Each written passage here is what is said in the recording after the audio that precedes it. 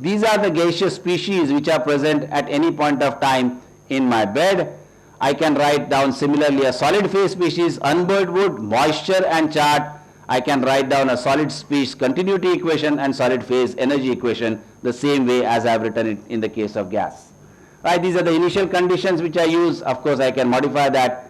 And the solution of this essentially will give me the typical rate at which the combustion process is going to continue. Now, it is not necessary for each one of you to do this. These are the typical parameters or properties which are required in terms of thermal conductivity, viscosity, specific heat, thermal conductivity of air, specific heat and capacity of wood. These are the typical dimensional details.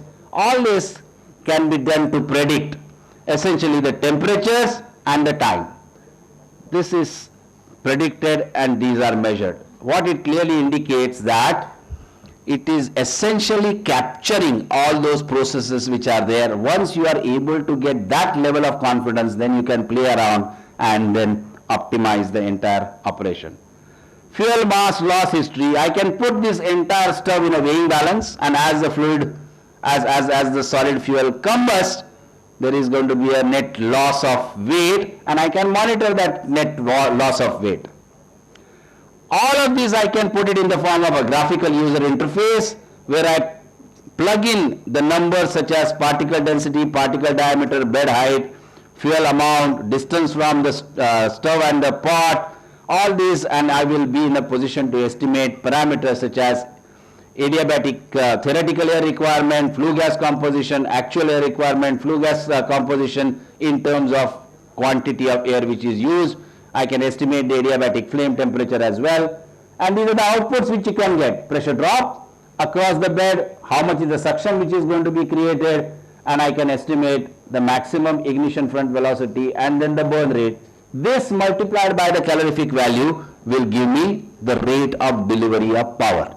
Right? And that is all you need in terms of cooking practices. So the experiments were done by actually covering this entire stove pot in a drum, and everything was put in the form of a weighing platform, and this weighing platform continued to measure the weight. This is the stove. I'll show you this. This is the actual device where the air was allowed to suck only from this, so I could measure how much of the suction of the air is being generated fed to the fuel. But you see the sizes of the flame out here, still orange and yellow flame. This is not an optimized design.